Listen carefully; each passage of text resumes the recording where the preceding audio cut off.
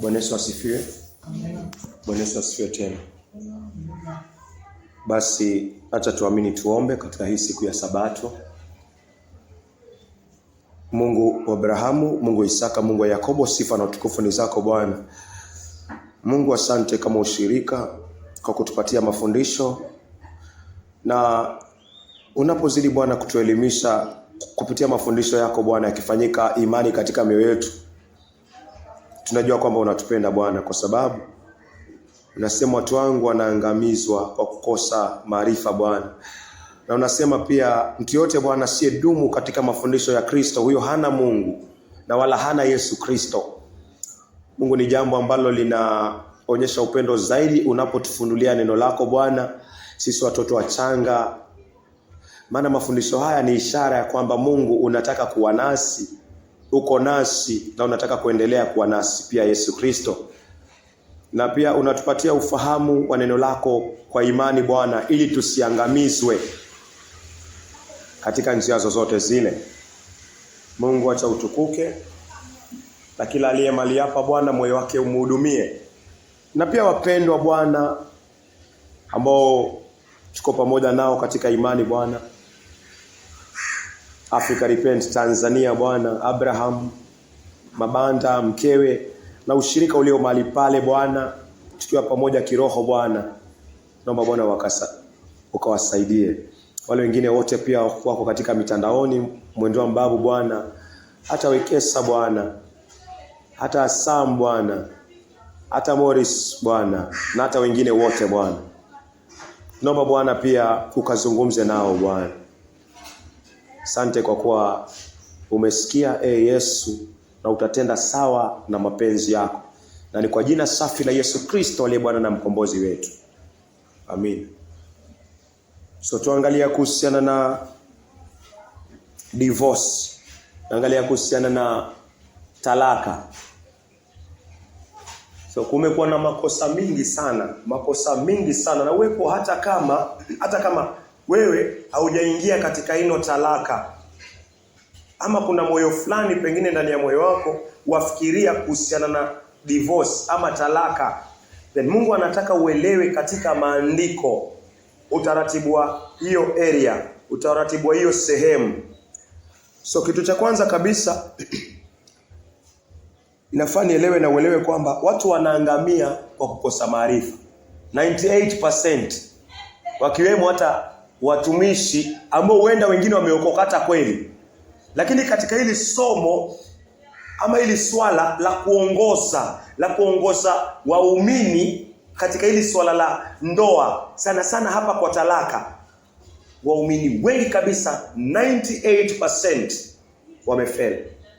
Na ni kwa sababu gani? Ni kwa sababu ikiwa sitakuwa mtaratibu katika moyo, basi kuna kitu nitafikiria haraka sana kama maandiko. Nikisoma maandiko kuna uwepesi sana ambao nitafikiria.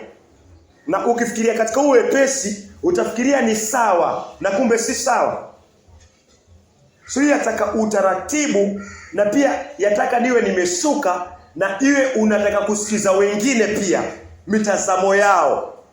Lakini nikisoma neno alafu nijasilie mali fulani na mawazo yangu, hata zile nafsi katika masuala ya ndoa ama ya divorce, nitajipata tu nafanya na moyo wangu. So tukiangalia kitabu cha Hosea kwanza, Mungu anatuonya. Hosea 4 mstari wake ni wa 6. Hosea 4 mstari wake ni wa 6.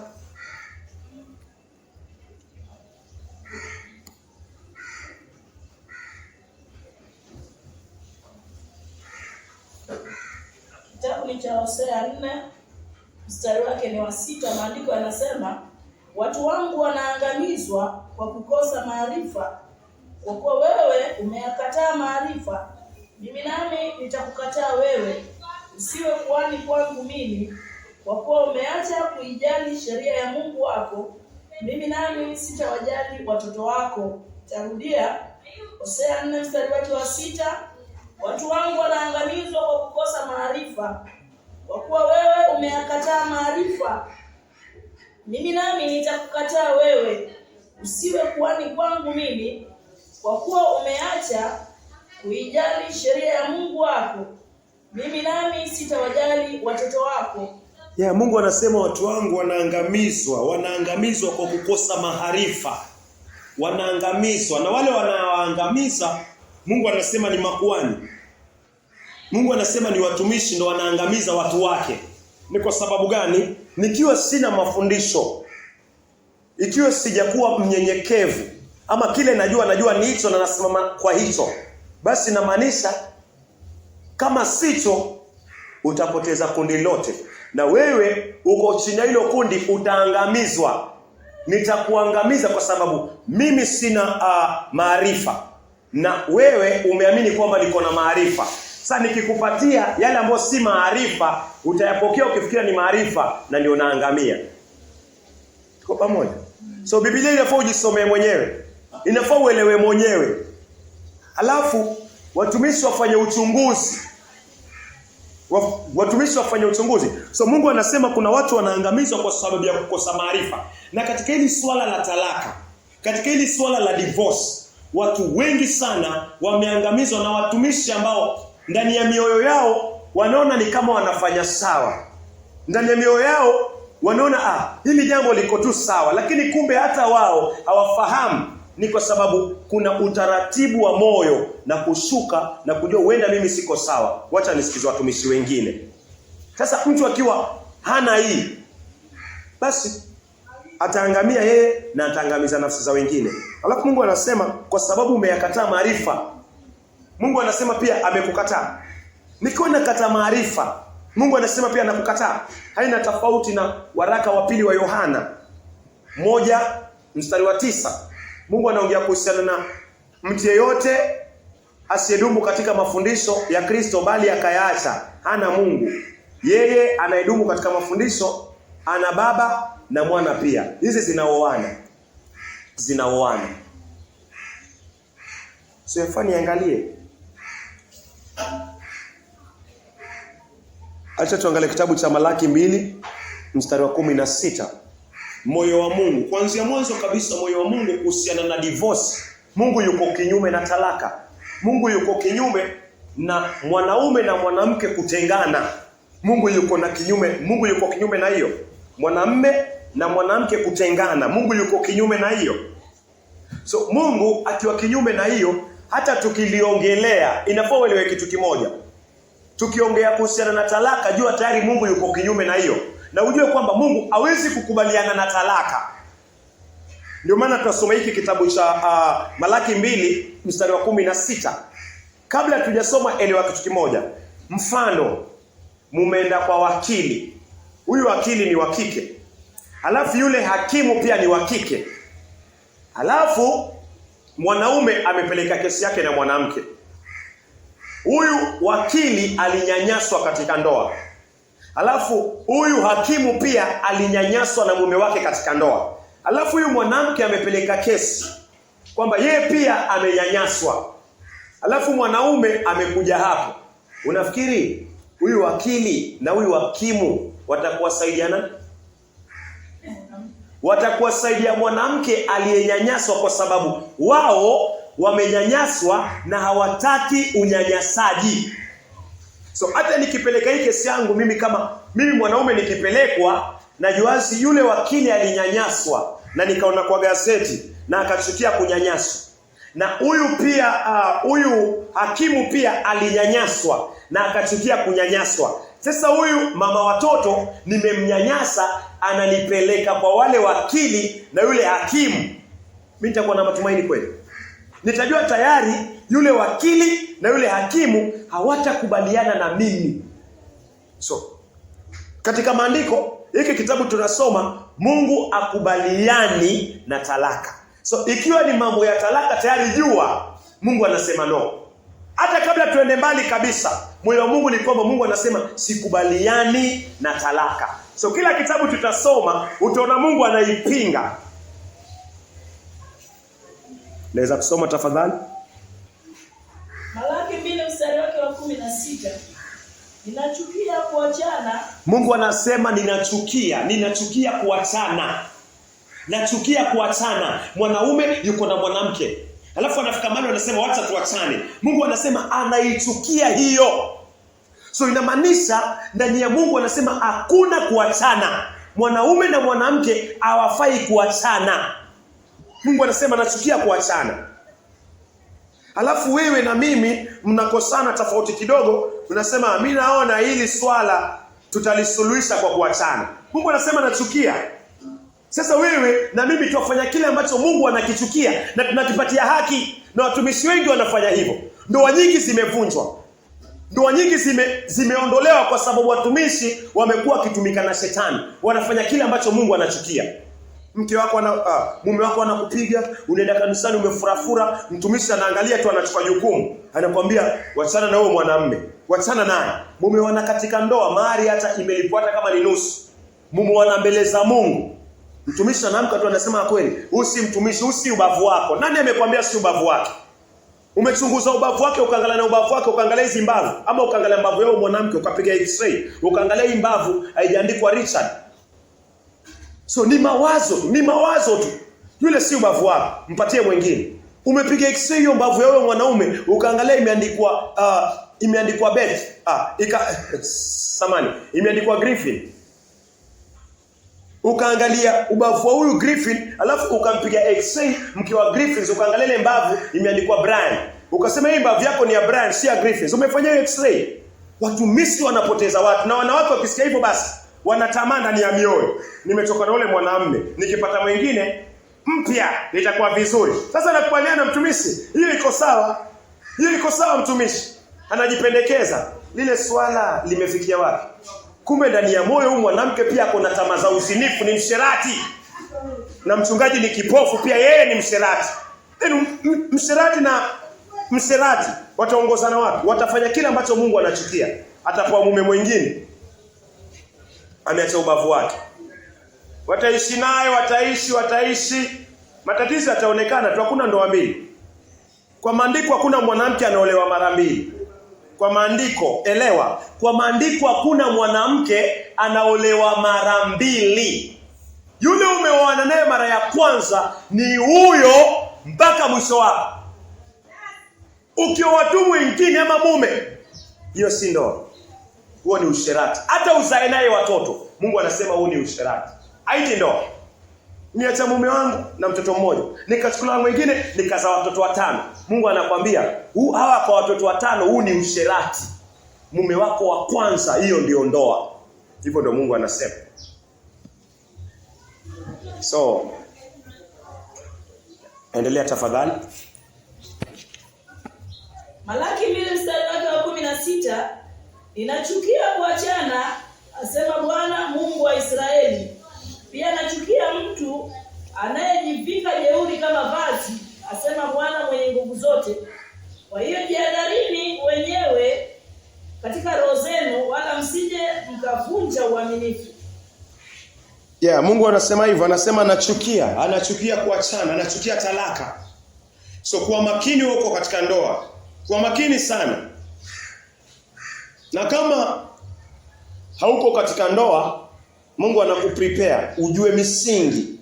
Wewe sijua miaka inayokuja utaingia katika ndoa, ujue misingi ya ndoa ya kibibilia. Ujue misingi ya ndoa ya kibibilia. Shida huwa si ili neno ndoa ya kibibilia watu hawalijui. Tualijua katika sehemu moja. Nimekupenda, umenipenda.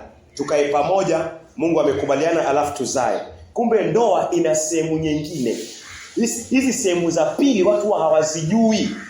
Ndio maana unapata wanaanguka katika maisha machafu. Inakuwa rahisi sana kuachana. Mungu anasema anachukia kuachana. Mume wangu ni mzinzi, ni msherati, tutaangalia tunafaa tufanye vipi. Mke wangu yuko hivi, tutaangalia. Lakini ujue Mungu anachukia kuachana tangu mwanzo kabisa. So tukisoma kuhusiana na divorce, wajua tayari moyo wa Mungu ni kwamba anachukia kuachana. So sitakuwa nikisoma ukisoma hautatafuta lango, mpenyo wa watu kuachana.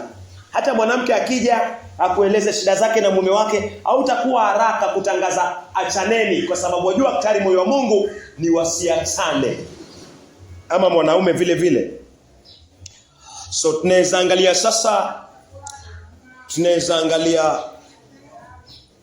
Marko 10 anza mstari wa 2. Marko 10 anza mstari wa 2. Marko 10 mstari wake wa 2. Baadhi ya Mafarisayo wakaja ili kumjaribu kwa kumuuliza, "Je, ni halali mtu kumwacha mke wake?" Yesu akawajibu, "Je, Musa aliwaamuru nini?" Wakajibu, "Musa aliruhusu kwamba mume anaweza kumwandikia mkewe hati ya talaka na kumwacha." Yesu akawaambia, "Musa aliwaandikia sheria hiyo kwa sababu ya ugumu wa mioyo yenu. Lakini tangu mwanzo wa uumbaji Mungu aliwaumba mwanaume na mwanamke. Kwa sababu hii mwanamume atamwacha baba yake na mama yake na kuambatana na mkewe, na hao wawili watakuwa mwili mmoja. Kwa hiyo hawatakuwa wawili tena bali mwili mmoja. Basi alichokiunganisha Mungu mwanadamu asikitenganishe." Walipokuwa tena ndani ya nyumba, wanafunzi wake wakamuuliza kuhusu jambo hili. Akawajibu, "Mtu yeyote amwachaye mkewe na kuoa mwingine mke mwingine anazini naye. Naye mwanamke amwachaye mumewe na kuolewa na mume mwingine anazini." Rejelea tena hiyo sentence ya mwisho. Marko 10 mstari wa 11. Akawajibu, Yesu akawajibu, "Mtu yeyote amwachaye mkewe na kuoa mke mwingine anazini naye." Yesu anasema amezini.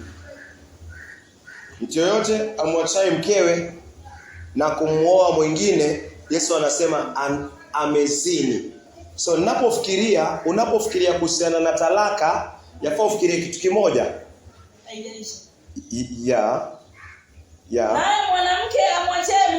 Naye mwanamke naye anayemwacha mume wake na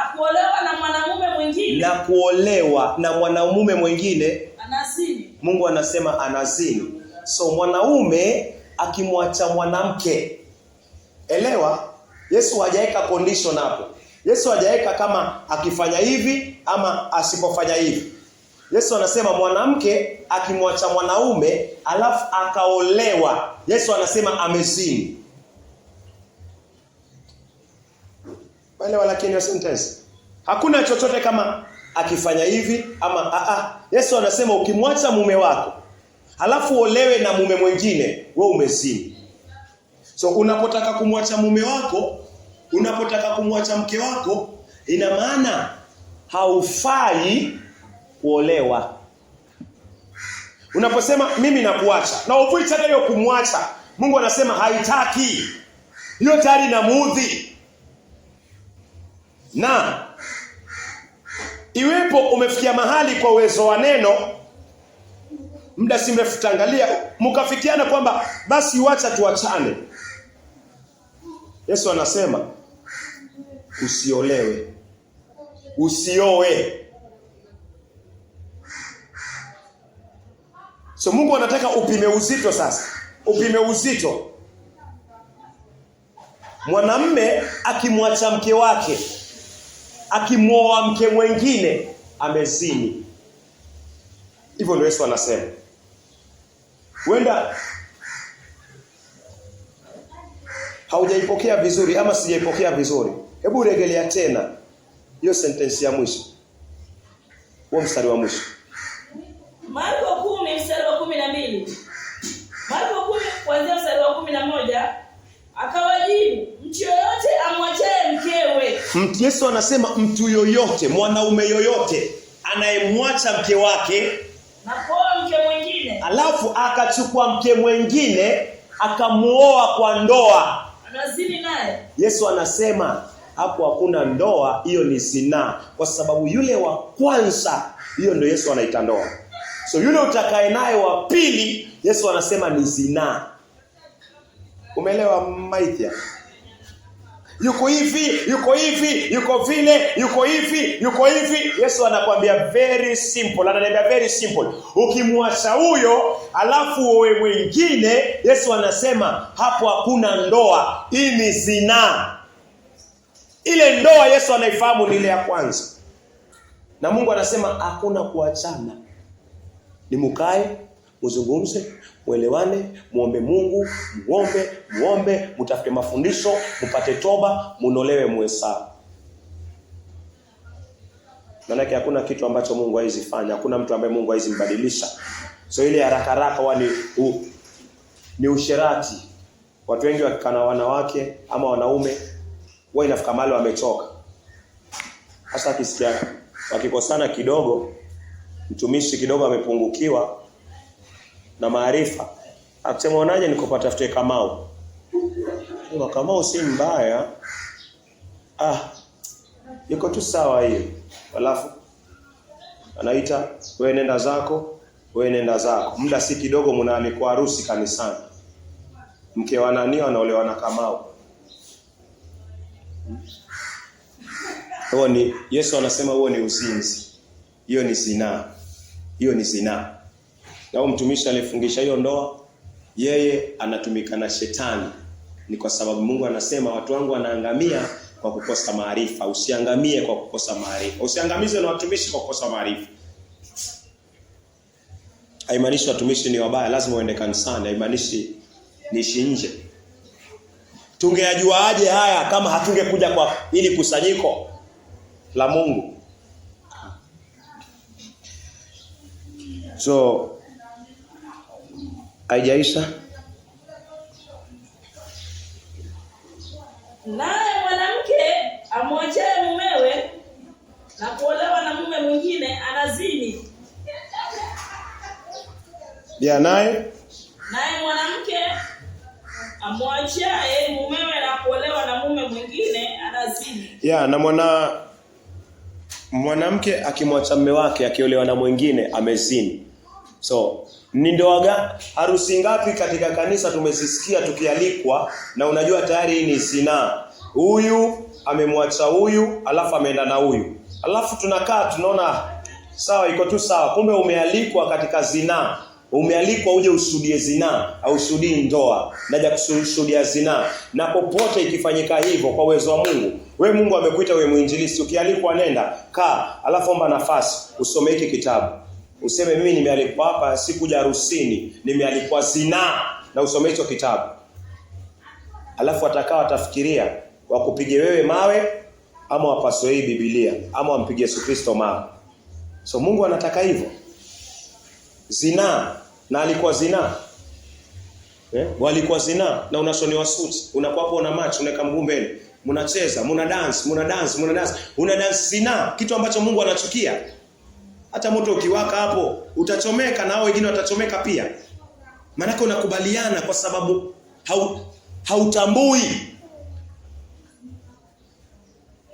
hautambui zinaa. Usikubaliane na hiyo. Na wengi wamealikwa pia. Wengi wamealikwa na kualika harusi. Kweli ukiangalia kidogo hapa kueleweki. Lakini unaenda unakula nyama, unashiba, lakini zinaa. Washirika kitu ambacho Mungu anakasirikia. So acha tuangalie. Yesu amesema tusiachane. Mungu amesema tusiachane. Yesu anasema ukimwacha mke wako uoe, umezini. Mungu anasema ukimwacha mume wako uolewe, Mungu anasema umezini. Tufanye nini? Tusiachane. Acha tuangalie Mathayo. Mathayo inatoa tafsiri nyingine. Mathayo 19. Mathayo 19, unaweza anza mstari wa 3 mpaka 12. Mathayo 19 mstari wake ni wa 3. Baadhi ya Mafarisayo wakamjia ili kumjaribu, wakamuuliza, ni halali mtu kumwacha mke wake kwa sababu yoyote? Akawajibu, je, hamkusoma kwamba mwanzo Muumba aliwaumba mwanamume na mwanamke. Ya Yesu anawapeleka pale mwanzo. Yesu anawaambia angalieni kule mwanzo. Mwanzo kabisa Mungu alimuumba Adam, alafu akamuumba Eve, akaweka pamoja. Akasema hawa wawili watakuwa kitu kimoja. Hesabu ya wawili watakuwa kitu kimoja. So hii saa zingine mtu anapungukiwa anasema acha niongeze bibi wa pili. Hayo ni mawazo yako. Huo ni usherati. Umepungukiwa. Mungu anasema hesabu yake ni mwanamume mmoja na mwanamke mmoja. Anasema hawa wawili watakuwa kitu kimoja. Asemi hawa watatu. Huyu watatu nani anaongeza hii ya tatu? Hii inaweza kutuma wazo ya mwanadamu. Lakini Daudi alifanya hivi. Daudi pia alizini. So wewe uzini kwa sababu Daudi alizini. Lakini pia Daudi alikuwa na wake wawili kama jana tulipokuwa tunafanya injilisi, mwanamke mmoja alieleza haya. Lakini Daudi, kabla kweli Daudi alifanya hivyo, lakini sasa Daudi pia alizini, Daudi aliua. Mungu hajaua, Mungu hajazini. Then utamsikiza nani? Utamsikiza Mungu. Licha kwa yako mazuri ya kufuata kwa Daudi, lakini nisijifinike hapa. Akasema Solomoni, na watu wengi wanatumia haya. Solomoni, kumbe huyu mwanamke tunaongea naye udada. Huyu mwanamke tunaongea naye kumbe yeye ameolewa mke wa pili. Sasa ndio alikuwa analeta haya maswali kweli. Na anajaribu kuyafinika, lakini Solomon alioa wengi. Naambia kweli alioa wengi ni kwa sababu alikuwa anaanguka. Na alianguka kweli, na tufai kufuata kuanguka kwake. Inafaa tuangalie neno la Bwana. Mungu amesema wawili, mwanamke na mwanaume watakuwa kitu kimoja, mwili mmoja. Hiyo ndio ndoa. Endelea.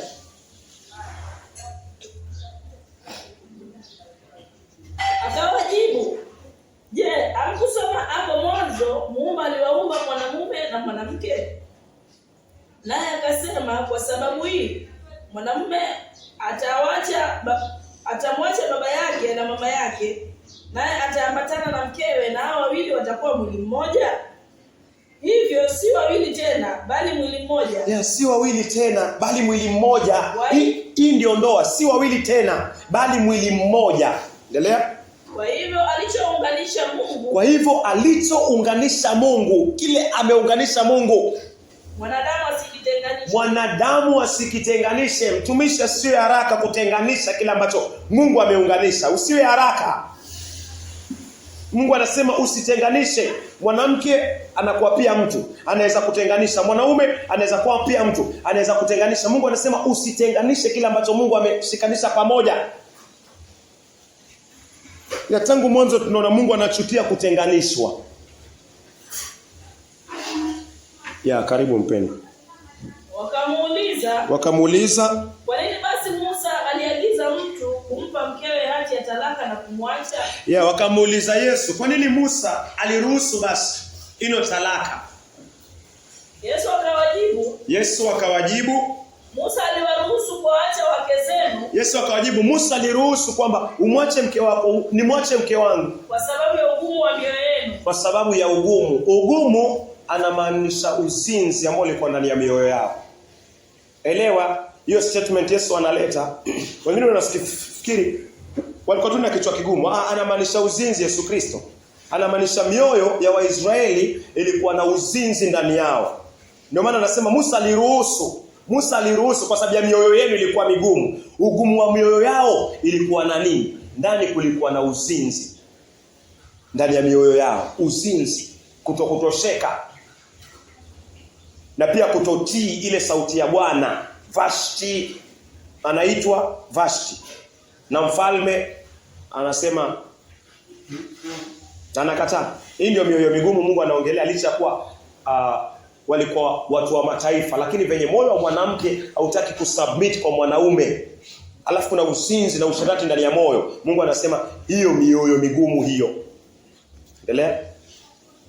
Lakini tangu mwanzo haikuwa hivyo. Alafu Yesu anarejelea tena tangu mwanzo. Yesu anasema tangu wakati wa Adam na Eve haikuwa hivi. Yaani inamaanisha sasa iko hivi kwa sababu wanadamu wameharibu. So sifai ni settle kwa sababu venye wanadamu wameharibu. Yesu anasema haikuwa hivi na istahili kuwa hivyo. Kumbukeni mwanzo. Hiyo ndio Yesu anarejelea katika mwanzo. Mwanzo bustanini mwa Edeni. Na umuone mke wako siku zote kama Eve. Na mke wako akuone wewe siku zote kama Adamu, ubavu wake. Mimi nawaambia uasherati. Yesu analeta mada nyingine hapa sasa. Kumbuka katika Marko hakusema usherati. Alisema mwanamke akimwacha mume wake akiolewa amezini. Akasema mwanamume naye akimwacha mke wake akioa amezini. Hakuweka chochote. Lakini tukiangalia sasa Mathayo, Yesu anamsha mada nyingine. Anasema mimi nawaambia. Yesu ananiambia na kuambia yoyote amwachaye mke wake. Yoyote amwachaye mke wake. Isipokuwa kwa sababu ya uasherati. Ameweka neno hapo. Isipokuwa kwa sababu ya uasherati. Naye akaoa. Mke mwingine anazini. Yesu anasema anazini. Naye amuoe yule mwanamke aliyeachwa. Sasa mwanamke ambaye amepatikana kwa zinaa. Mfano na isiwe mwanamme amemuoa mwanamke. Alafu hata tutumie jina Tom amemuoa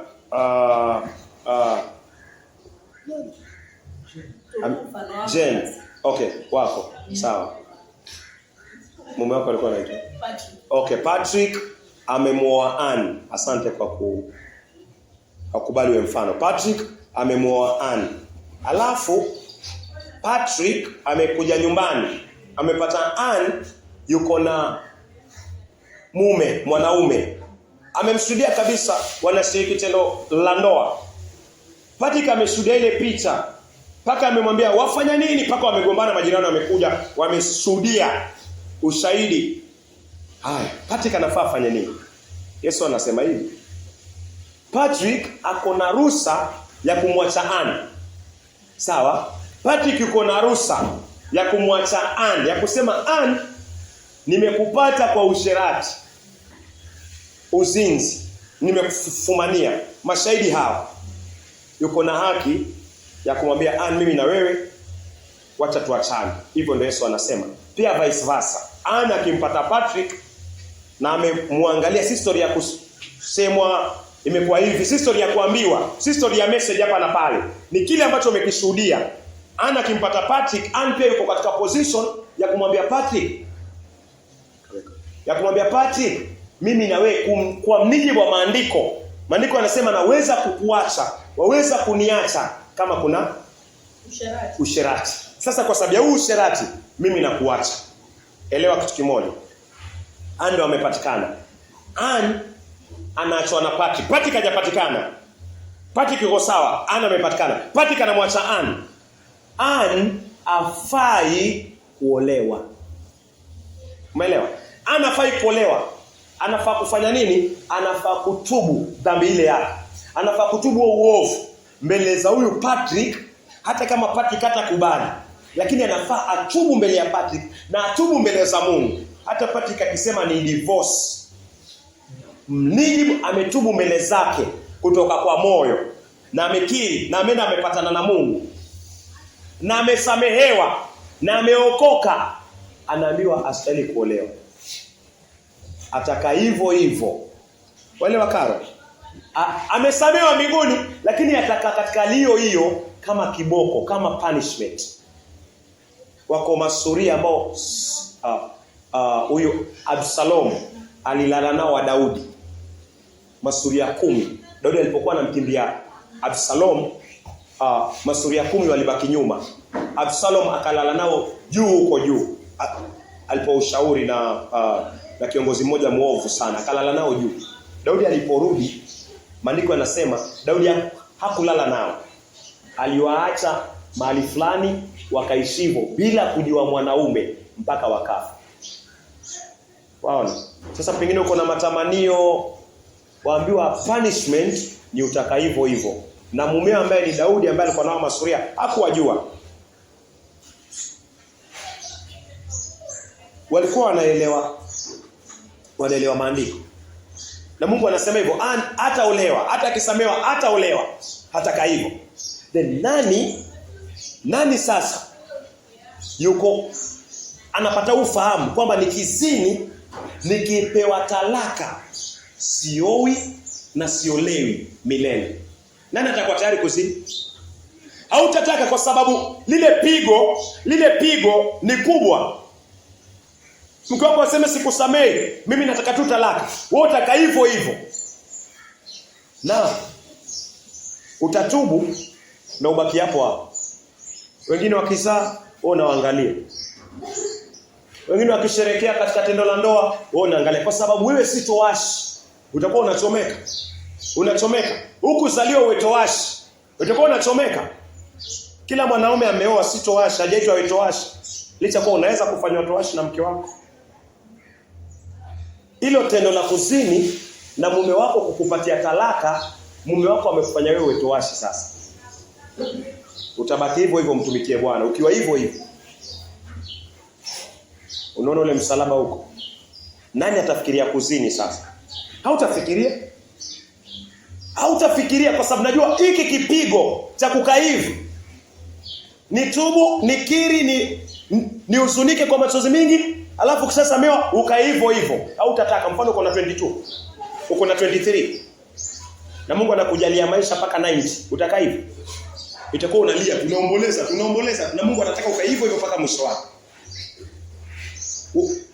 Uona venye kuna uzito kuhusiana na ndoa. Uzito.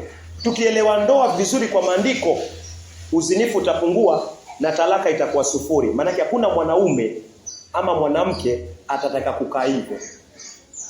Itakuwa sufuri divorce. So hiyo ni sehemu ya mwanamke. Mwanamke hafai kuolewa aliyepewa talaka. Swali linakuja hapa sasa.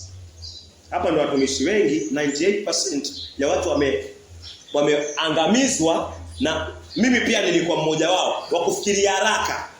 Waweza rejelea tena hiyo ya mwisho ya mwanamke. Mstari wa mwisho kabisa umesoma.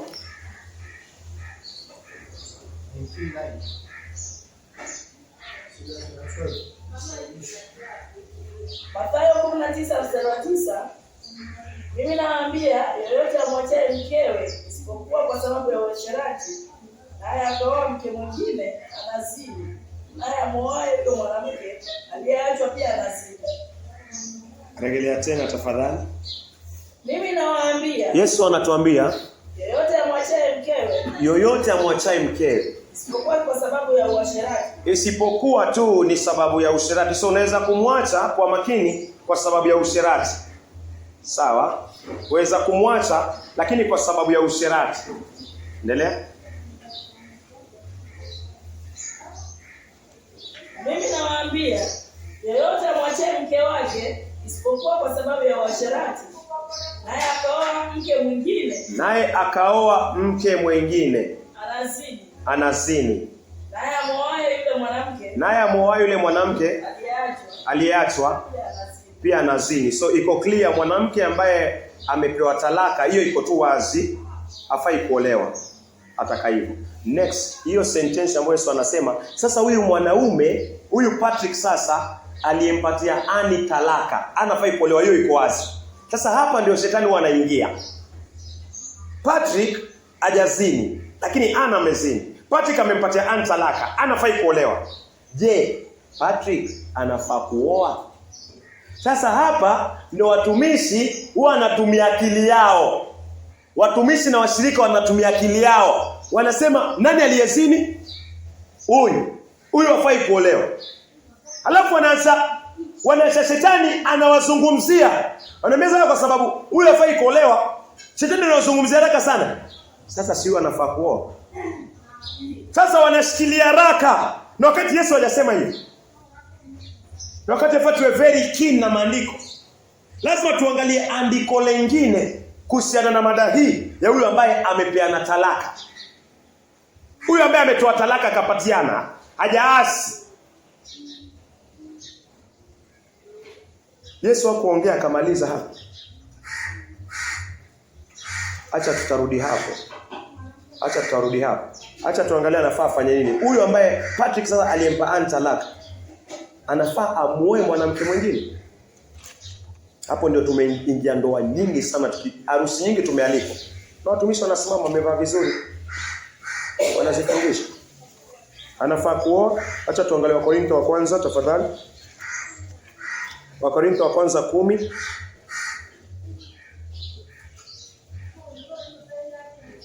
Korintho wa kwanza 10. Unaweza kuanza kusoma. Unaweza kusoma mstari wa samani 7. Wa Korintho wa kwanza 7:9. Wa Korintho wa kwanza 7 anza 9, 10, 11. Wa Korintho wa kwanza 7 mstari wake wa 9. Lakini kama hawezi kujizuia, basi waoe na kuolewa. Endelea. 10. Lakini kama hawawezi kujizuia, basi waoe na kuolewa, maana ni afadhali kuoa au kuolewa kuliko kuwaka tamaa. Kwa wale walioana nawapa amri hii. Kwa wale waliooana. Huyu ni Paulo, lakini ni Yesu Kristo ndani ya Paulo. Kwa pamoja kama ni Paulo anaeleza haya, lakini ni Yesu anayamaliza. Yesu katika Mathayo alieleza. Alafu Yesu katika wa Korintho wa kwanza 7 mstari wa 10 ndani ya Paulo Yesu anaendeleza ile Mathayo. Kwa wale walioona nawapa amri, si mimi ila ni Bwana. Si yeye, si Paulo ila ni nani? Ni Bwana Yesu Kristo. Mke asitengane na mkewe. Mke asitengane na mumewe. Nani anatupatia hii? Bwana. Paulo anasema si yeye, ni Yesu anasema hii. So katika ile Mathayo Yesu anaendeleza kuhusiana huyu ambaye amepewa talaka siolewe, na sasa huyu ambaye amempa talaka afanye nini? Endelea. Asimwache. Lakini wakitengana kwa mnijibu wa maandiko kwa tendo gani? Usherati. Lakini wakitengana. Lazima akae bila kuolewa. Ni lazima akae bila kuolewa. Ama sivyo apatane tena na mumewe. Wala mume asimpe mkewe talaka. Wala mume, Mungu anasema sasa mume asimpe mke talaka. So hakuna talaka kwa Biblia. Umeelewa? Nani anasema hayo maneno? Paulo anasema si yeye, ni nani? Yesu Kristo. Yesu anasema mwanaume asimpe mwanamke talaka. So Patrick hafai kumpatia Ann talaka. Hata akiwa amempata mezini. Inasema Patrick, wataka kumpa talaka? Okay, sawa. Lakini wewe naye usioe. Toa talaka na ubaki hivyo. Naye abaki hivyo. Kama ukilibeba hili uone siwezi kukaa bila mke wangu licha kwa amenikosea. Mungu anakuambia 7 mara 70. 7 mara 70. Hiyo ndio inakuwa solution. Lakini kama siko tayari kupeana 7 mara 70, niko tayari kupeana talaka, Mungu ananiregeshea na wewe pia kai. Na kama umeoa mwanamke inamaanisha ulishindwa kuwa towashi na wewe si towashi. Ndio maana ukaoa. Ungekuwa towashi ingekuwa hujaoa na unahubiri injili kama Kenya Paulo. Lakini uko umeingia kwa ndoa ni ishara, ni matunda ya kuonyesha wewe si towashi na mimi si towashi. Hatujaitwa tuwe matowashi. Ina maana unafaa ufanye nini? Inafaa uendelee kukaa na mke wako. Na sasa amezini. So wale watu ambao huwa wanakaa na wake zao na ume zao, mume ameanguka, mwanamke anajihesabia haki, nipatie talaka. Okay, ukipokea talaka Mungu anakuambia nenda na usiolewe. Na mwanamume pia asioe. Maisha utayaweza. Utaweza kuchomeka? Watu wanaoa kwa sababu wanashindwa, wanachomeka mili yao, hivyo ndio Paulo anasema. Unachomeka mwili. Sasa utakuwa tayari kuendelea kuchomeka tena karo? Ama ni afadhali msameane, alafu mwanaume ama mwanamke alianguka, watumishi waitwe. Waombe, anze kukaa katika neno mpaka hilo pepo la usherati, pepo la ngono liondolewe. Suluhisho ipatikane hapo.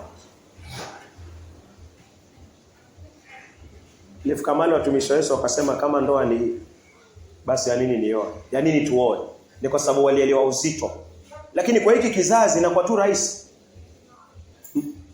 Hakuna watu wanafika mahali wanaona hilo ndoa, wanaona talaka, wanaona mambo ya ndoa kwa wanasema afadhali tu tukae hivyo. Hakuna watu wanakaa hivyo kwa sababu tunaona ni nyepesi, na penye tunaelewa ndoa nyepesi tu. Ukikosana na huyu muda si kidogo umempenda huyu, oana na. Hatufikia hapo kusema basi kama swala la ndoa ni hili, basi afadhali ikae. Hawa walifikia hapo kwa sababu walielewa ndoa ni nini na talaka inamaanisha nini, na kukana mwanamke ambaye atakuwa anaanguka kwa zinaa na unafaa msamee na uendelee kumuombea na kukaa naye inamaanisha nini. Wakasema hii wacha ikae. Lakini siku hizi manake kuna njia nyepesi ambayo si ya kibibilia. Lakini ndoa ya kibibilia hata mitume na wako na Yesu hapa. Wanaambia Yesu kama mambo haya mahubiri ya ndoa sisi hatuyataki. Acha afadhali nisioe. Lakini Yesu aliwaambia neema hii si ya kila mtu. So natumai tutaingia katika kusameana. Hivyo ndio anasema, waweza rejelea tena 11. Wakorintho wa kwanza 7 mstari wa 11. Lakini akitengana ni lazima akae bila kuolewa, ama sivyo apatane tena na mumewe, wala mume asimpe mkewe talaka. Hivyo ndio Yesu anasema, mume asimpe mkewe talaka. So karo, hakuna talaka kwa kanisa la Mungu. Hakuna talaka kwa kanisa la Mungu. Hakuna talaka kwa kanisa la Mungu. Hivyo ndio Yesu anasema, mwanaume asimpe mwanamke talaka.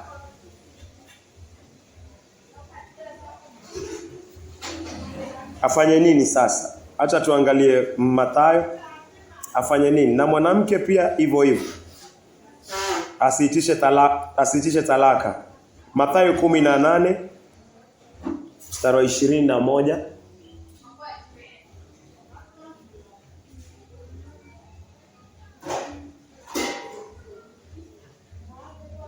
Mathayo 18:21.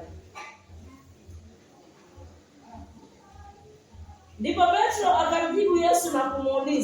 Petro akamjibu Yesu na kumuuliza, Bwana, ndugu yangu anikosee mara ngapi nami nimsamehe? Ndugu yangu anikosee mara ngapi nami nimsamehe? Je, hata mara 7? Yesu akamjibu, sikwambia hata mara 7. Yesu akamjibu, sikwambia hata mara 7. Bali hata 7 mara 70. Hivyo ndio Yesu anasema. Ndugu yako ni nani? Mkioana huwa mnakuwa ndugu. Ndugu yangu ni mke wangu. Ndugu yako ni mke wako. Ndugu yako ni mke wako. Ndugu ya Karo ni Maitha na ndugu ya Maithia ni Karo. Huyo ndio ndugu yako. So akiwa amekosa naambiwa 7 mara 70 ni msamehe. Hata katika hilo tendo la usherati. Lakini haimaanishi sasa niseme mtaenda kwa usherati mara 7 mara 70 alafu nitasamewa. Utakufia humo. Kuna watu wamedungwa visu wakiwa huko na wakaingia Jana Express. Kuna watu wameingia katika kitanda cha usherati wakifikiria watatoka hapo alafu wataomba maombi alafu watasamewa. Na wamelala hapo wamekufa, wamepigwa na stroke wakiwa kwa kitanda cha usherati. Na hawajawahi kuwa na stroke hata wengine. Wengine kweli wamekuwa na stroke na wakafia hapo. Na moment ukifia katika usherati unaingia Jana, hakuna shortcut.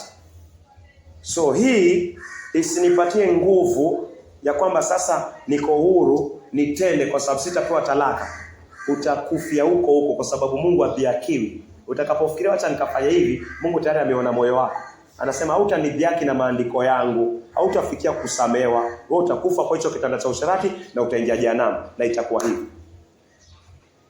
Waelewa? So hii ni kuniprepare na kukuprepare ili niweze kuongoza wengine na hata mimi niweze kuongoza. Wale ambao watakuwa wanafunga ndoa za talaka, uulizie huyu ameoa huyu alikuwa ameolewa, waliachana na mume wake, kwa mnijibu gani?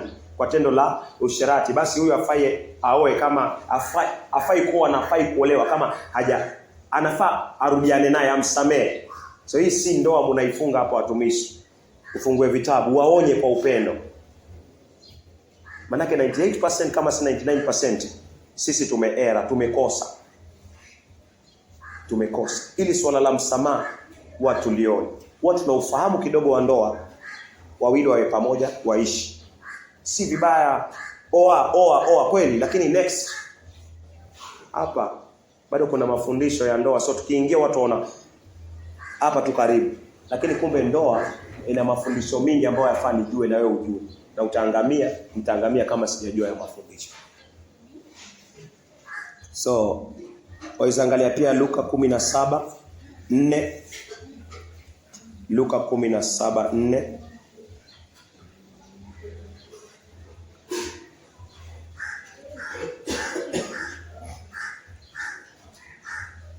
Kitabu cha Luka 17 mstari wake wa 4. Kama akikosea mara 7 kwa siku moja. Ndugu yako akikosea mara 7 kwa siku moja. Na mara 7 kwa siku moja. Na mara 7 kwa siku moja. Akaja kwako. Akisema ninatubu. Basi msamehe. Yesu anasema basi msamehe. So kama atakuja kwangu hivyo, alafu mimi nisimsamehe, Karo usimsamehe, wewe unakuwa na hatia mbele ya Yesu Kristo. Na niangalie mimi nimesamehewa mangapi? Yeye anapokuja kwako anakuambia jamani, kweli nimekosa, nimeteleza, nimeanguka, nisamehe. Yesu anataka umsamehe. Na imaanisha yeye atatandikwa, anaweza pata damu ya kutoka mfululizo miaka 12 kama ule mwanamke. Na akawa tu hivi. Na akawa analeki ni kichapo Mungu amenipatia, licha kwa nimesamehewa, nilitoka nikiwa najua nitasamehewa. Mungu akakupiga. So niwe very careful, niwe na hofu, tembe katika neno la Mungu. Usizini ni amri moja ya Mungu. Amri ya 7. Mungu anasema usizini. Kutoka 20 mstari wa 14. Usizini. So Mungu akikwambia usizini, anamaanisha usizini. Usizini ni usizini. Hivyo ndio Mungu anasema. Na mimi pia hivyo ndio Mungu ananiambia. Mfano mume wako amekufa. Mke wangu amekufa. Yafaa nifanye nini sasa hapa? Acha turudi Wakorintho.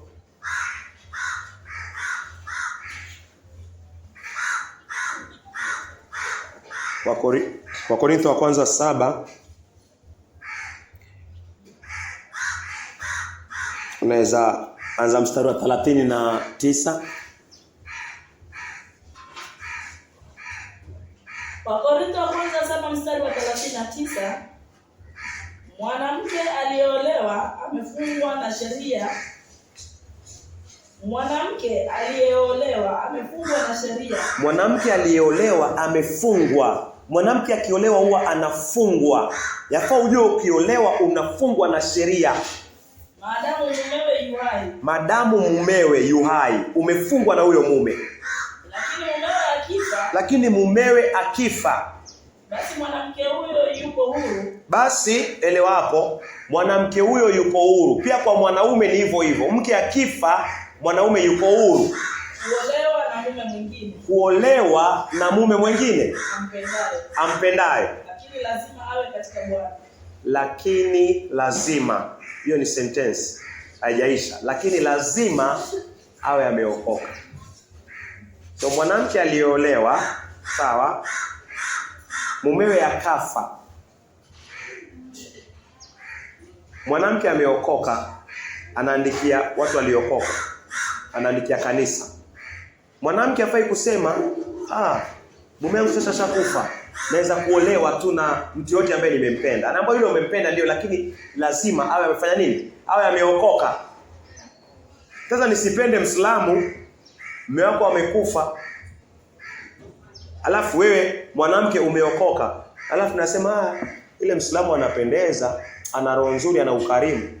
Huyo Muislamu kama hayuko tayari kwa uwezo wa Mungu kusikiza neno na aokolewe, unaambiwa wewe mwanamke ufai kuolewa na mtu ambaye hajaokoka, hata kama si wa Uislamu. Sawa sawa, nimetoa huu mfano ili uelewe umbali zaidi. Anamwamini Yesu lakini hajaokoka, mume wako amekufa, waambiwa ufai kuolewa naye hata kama unampenda. Sasa juhudi kwa uwezo wa Mungu ni umsukume asikize Injili. Umsukume asikize Injili ukimwombea Mungu amuokoe ili Mungu akupatie yeye kama mume wako. Si eti mume wangu amekufa sasa niko huru. Mimi nimeokoka. Naangalia mtu ambaye hata hajaokoka lakini ako na pesa, navutiwa tu pale. Hata mchungaji nani ako na pesa, ako na gari, ako na nyumba lakini maisha yake si mazuri, hajaokoka. Wewe mume wako amekufa juzi na kuunganisha tu na huyo ile nyumba ile nini. Unakuwa usherati. Inakuwa kinyume na neno la Mungu. Inakuwa usherati wa kiroho, tamaa, covetousness. Unaolewa ili upate hizi mali. Asemi hivyo. Anasema utafute mtu mwenye Kristo ndani. Ili ukiolewa na huyu mume, hujaolewa tu na mume wa nje, lakini pia umeolewa na mume wa ndani ambaye ni Yesu Kristo. So hapo pia watu hawaangazii. So vipengele vingine vidogo sana kwa Biblia ambao ni muhimu sana, ambao vinatufanya hatuvifikiri, tunaenda tu mbio. Hata mimi nilikuwa sifikiri kuhusiana na hao. Lakini paka Mungu akatuonyesha kwa maandiko. Hata sisemi hivyo, lakini mke wangu alale huko nyuma. Nilikuwa nafikiria tu kupata mtu yoyote tu yule ama anasema Bwana Yesu asifiwe. Alafu nimchukue, kumbe naenda wrong. Mungu ananiambia hapana. Ama pia mimi nilale. Yeye pia afikirie mtafute mwanamume ambaye anasema Bwana Yesu asifiwe. Si hivyo. Mwanamume aliyeokoka ndio uolewe na yeye, mume wako akifa ama mke wako akifa. Mke aliyeokoka ili asikutoe katika uwepo wa Bwana. Lakini sasa kuna ile hali ambao haujaokoka. Alafu ukampenda hata Muislamu ambaye amwamini Yesu. Na mkao mnakaa vizuri, mnazaa watoto. Ukaja ukaokoka. Mungu anasema usimwache huyo Muislamu. Huyo ni mke wako. Usimwache. Ni kwa uwezo wa Mungu ahubiri Injili, apate neema aokoke. Mwe mwili mmoja ndani ya Kristo Yesu. Lakini hufai kumwacha. Mfano pia umeoa bibi wa 6. Hujaokoka, ulikuwa tu unaoa mabibi, unawaeka mimba na alafu ukaja ukaokoka. Unaambiwa hao bibi wa 6 usiwaache. Ukija katika kanisa la Bwana hutapewa chochote, lakini usiwaache hao bibi wa 6, uwajibikie. So natumai Mungu anashughulikia sehemu ambazo mimi na wewe tutakutana nazo, ama pia hata utaulizwa swali. Uwe katika position kwa uwezo wa Mungu akupeana the right answer. Na wewe pia ukijiangalia na mimi nikijiangalia. So natumai Mungu ananisaidia na anakusaidia kwa hilo. So acha turudi Mathayo 19 mstari wa 10 natumai.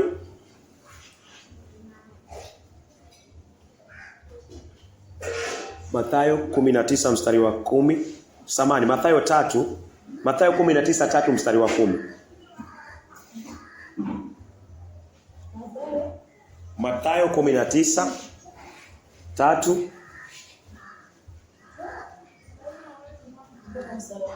Tatu tumesoma.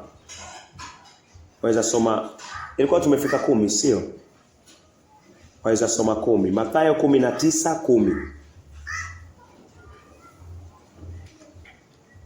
Acha nianze 9. Sawa, asante. Mathayo 19 mstari wa 9. Mimi nawaambia yeyote amwachaye mkewe isipokuwa kwa sababu ya uasherati, naye akaoa mke mwingine anazini. Naye amuoaye huyo mwanamke aliyeachwa pia anazini. Wanafunzi wake wakamwambia Yesu, kama hali ndio hii. Kama wanafunzi hawa, kama hali ndio hii. Kama hali ndio hii. Kati ya mume na mke. Kati ya mume na mke. Kama hali ndio hii. Kama hali ndio hii. Kati ya mume na mke. Kati ya mume na mke. Afadhali mtu asioe. Wakasema afadhali mtu asioe. Ilifikisha wapi hao watumishi mpaka wakasema hivyo? Kuna kitu walielewa zaidi ya sisi ambao tuelewi. Wao wanasema kama hali ya ndoa ni hii. Ameanguka katika zina, ambao simwache. Mweza kubaliana, umsamee na muendelee, usimpe talaka. Na umefungwa na yeye mpaka mwisho. Na sasa huyu mke akiwa na hii tabia atakuwa ananifunga na mimi pia. Tunasema kama hali ni hii, afadhali tufanye nini? Afadhali tusio. Yesu akamwambia nini?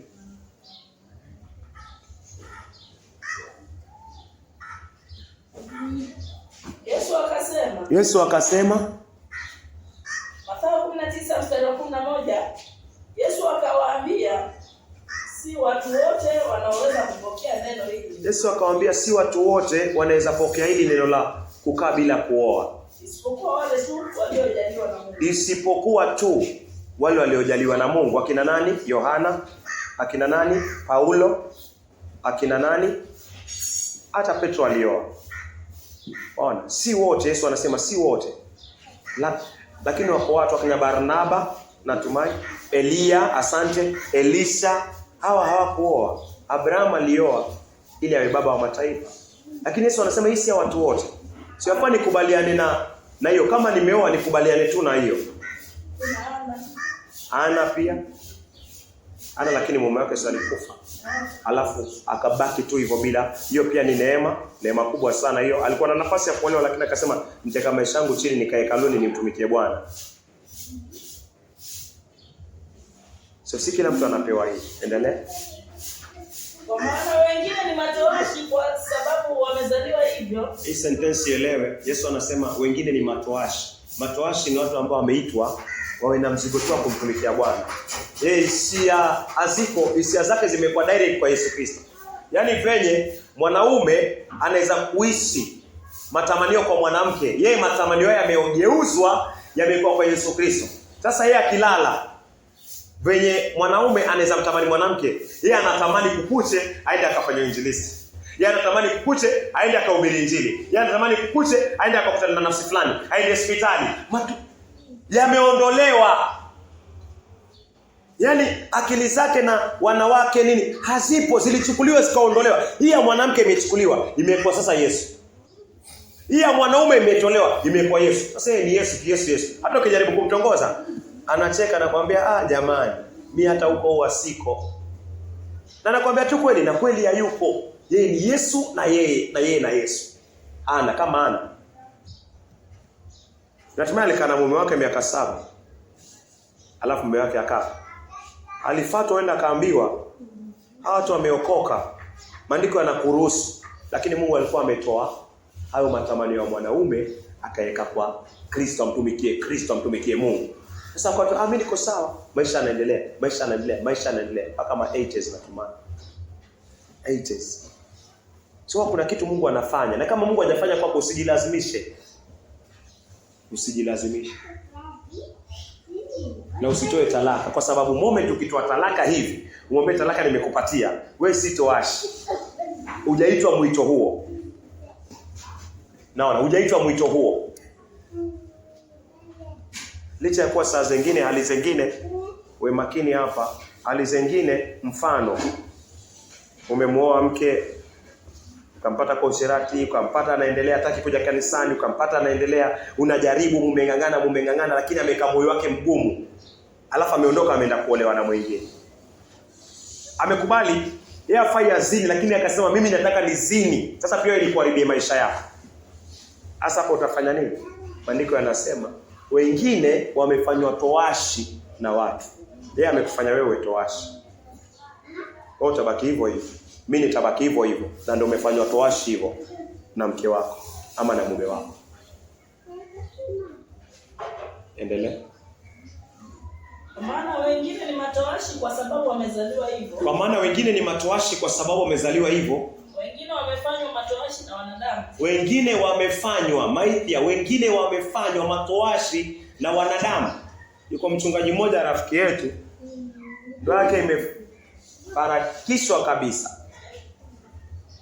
Huku nyuma sisi tulikuwa tuone. Lakini tulikuwa na shaka hapa. Mke analala na wanaume katika kitanda chake, watumishi wameenda wamemuongelesha, mke ana mjeuri. Mtumishi anang'ang'ana anajifulia. Anamnyima tendo la ndoa kwa sababu mke anashiriki tendo la ndoa na wanaume wengine huko, anaweza mletea magonjwa. Sasa huko nyuma hata mimi nikiwa mmoja wao, naambia wafanya nini utakufa mtumishi, utakufa wewe hata kuua huyu. Analala paka kwa kitanda chake. Mhubiri akiwa huduma. Kamwambia wachana tu naye. Nilikuwa sijaelewa mafundisho haya na si kitambo. Wachana tu naye. mimi nataka niachane naye. Kaambia sawa, achana naye. Alafu niende bara nikatafute, nikapewe. Alafu niambia itakuwa tu sawa hivyo, maana yule atakuwa. Kumbe kibibilia ilikuwa iwe hivi na inafaa iwe hivi.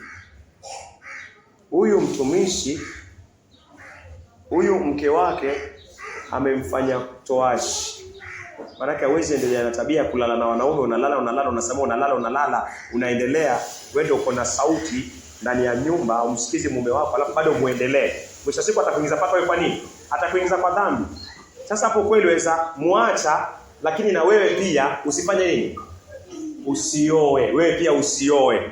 So mimi nilipotea kama wengine kwa kukubaliana naye kwamba waweza kwenda na ukatafuta mtu ukaendelea kusukuma naye maisha. Kumbe huyu mtumishi amefanywa toashi na huyu mke wake. Na inatokana vipi hii? Hii inamaanisha lazima niwe naangalia moyo wa mke wangu. Angalia moyo wa mke wako kila saa, maisha kila saa. Unaangalia kwa sababu akimes atakuwa amekufanya toashi. Ikifikia imekuwa ni tabia ambayo haiwezi kuondoka. Mwisho siku nani ataumia?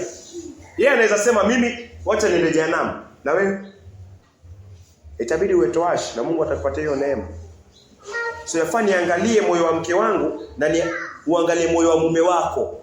Ili useme mume wangu shauri yake.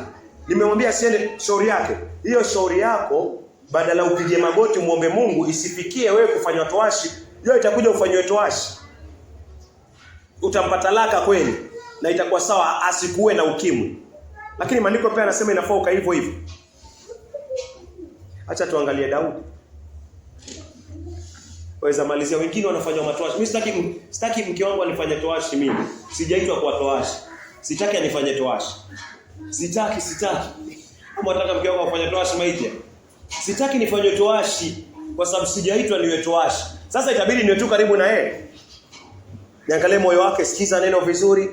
Umeenda kanisani, okay, umefundishwa nini kidogo hapa? Niwe tu hapo ili niangalie moyo wako, kwa sababu ukishift na uendelea niseme shauri yako wewe shauri yako nimekukanya mara nyingi shauri yako. Mwisho siku wote anifanya mimi toashi na mimi sijaitwa niwe toashi. Nitakuwa nachomeka. Sitaki kuchomeka. Sitaki kuchomeka, sitaki kuanguka kwa zinaa. So naambia sitaki usinifanye toashi. Usinirudishe kule nilikotoka. Na wewe vile hata tuangalie imeisha kweli? Kwa maana wengine ni matoashi kwa sababu wamezaliwa hivyo. Wengine ni matoashi kwa sababu wamezaliwa hivyo. Wengine wamefanywa matoashi na wanadamu. Wengine wamefanywa matoashi na wanadamu. Na wengine wamejifanya matoashi kwa ajili ya ufalme wa mbinguni. Na wengine wamejifanya matoashi kwa ajili ya ufalme wa mbinguni. Hao ndio wamepewa neema, wanasema mambo sasa mimi mama sitaolewa. Nashinda mtoto wangu, akamwambia mama mimi sitaolewa. Mimi maisha yangu kwa uwezo wa Mungu ni Yesu Kristo. Sitaki mengine na Mungu anampatia nguvu. Na anamtumikia Yesu Kristo kama Paulo. Mungu atusaidie. Yeye awezaye kulipokea neno hili na alipokea. Yeye awezaye kulipokea neno hili, Yesu anasema alipokee. Ndugu Petro, angalia hali za mkeo. Sio kafanywa toashi. Na? Okay. Ya hiyo ndio naeleza na nasisitiza. Siangalie wake wetu, muangalie waume zenu. Maana isifikie hapa. Acha tuangalie Daudi.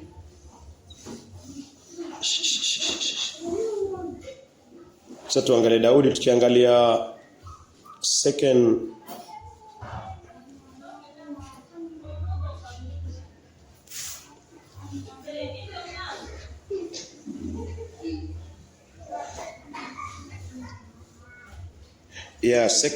Samuel 3:14. Second Samuel 3.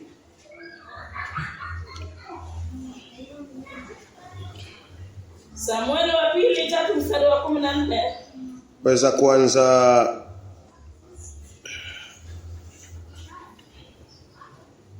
Waweza kuanza 12 ni sawa. Samueli wa pili 3 mstari wa 12. Ndipo Abneri akatuma akatuma wajumbe kwa niaba yake kwa Daudi. Ndipo Abneri akatuma wajumbe wake kwa Daudi kumwambia nchini ya nani? Fanya mapatano na mimi. Fanya mapatano na mimi. Nami nitakusaidia kuiweka Israeli yote juu yako. Nami nitakusaidia kuiweka Israeli yote juu yako. Daudi akasema, vyema. Nitafanya mapatano nawe. Lakini nahitaji jambo moja kwako. Daudi akasema nahitaji jambo moja kwako. Daudi akasema nahitaji jambo moja kwako. Usije mbele yangu. Daudi akasema usije mbele yangu. Mpaka umlete Mikali binti Sauli. Mpaka umlete Mikali binti wa Sauli. Wakati utakapokuja kuniona.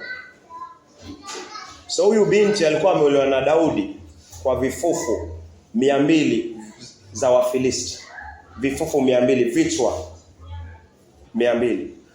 Baadaye Daudi alipokuwa katika harakati zake akaenda akaolewa. Nataka uelewe, alipoenda akaolewa Daudi asahau. Daudi anakumbuka kwamba kuna mke alimuoa, mke wa Daudi wa kwanza.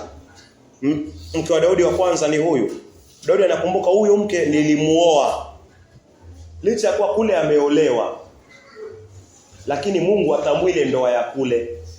Mali umeolewa mara kwanza, mtu ambaye umemuoa mara kwanza, hiyo ndio ndoa. So huyu mtu alikuwa anazini tu na mke wa Daudi. Waelewa? Hata kama anasema ametoa chochote kile, Mungu ahesabu hiyo kama ndoa, anahesabu kama zina. Mwanaume anaoa mara moja, mwanamke anaoa mara moja. Anaolewa mara moja. Endelea. Kisha Daudi akampeleka wajumbe kwa Ish-Boshethi mwana wa Sauli, kudai, nipe Mikali mke wangu, ambaye nilimposa mwenyewe kwa mahali ya magofi 100 ya Wafilisti. Yes, endelea. Ish-Boshethi akatoa amri kwamba Mikali achukuliwe kutoka kwa Paltieli mumewe, mwana wa Laishi.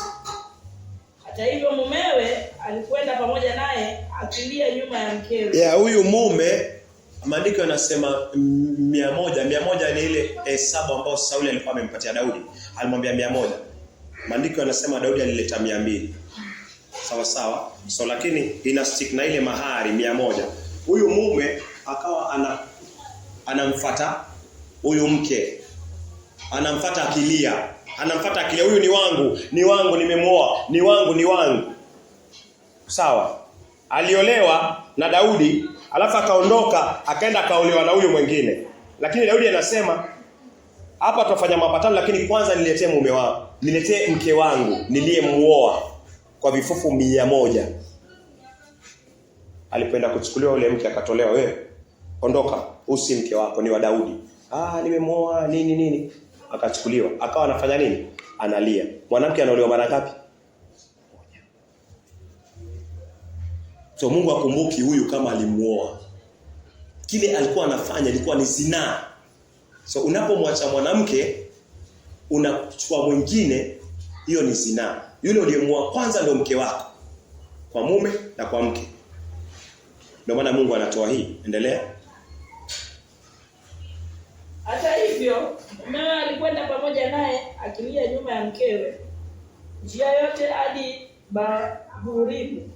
Ndipo Abneri akamwambia Paltieli, rudi nyumbani. Kwa hiyo akarudi. Aliambiwa arudi nyumbani. So Yesu anatuonya, Yesu anakuonya. Usioe, hata kama hujaoa, usioe mwanamke ambaye ameolewa. Usioe mwanamke aliolewa, kwa sababu Mungu atahesabu huyo kama ni mke wako. Mungu atakuhesabia wewe uzinzi. Wale ambao hawajaoa, wale wameoa, kaa na mke wako na utulie naye. Ukiwa nakosa msuluhishi, ili usifanywe toashi, nami nisifanywe toashi vile vile. Ila tu Mungu akipenda atufanye matoashi wake. Cha tuamini. Mungu wa Abrahamu, Isaka na Yakobo, asante kwa neno lako. Sifa na utukufu ni zako Bwana. Mungu umetufunza mambo ambayo ni ya muhimu ya maisha yetu ya kiroho.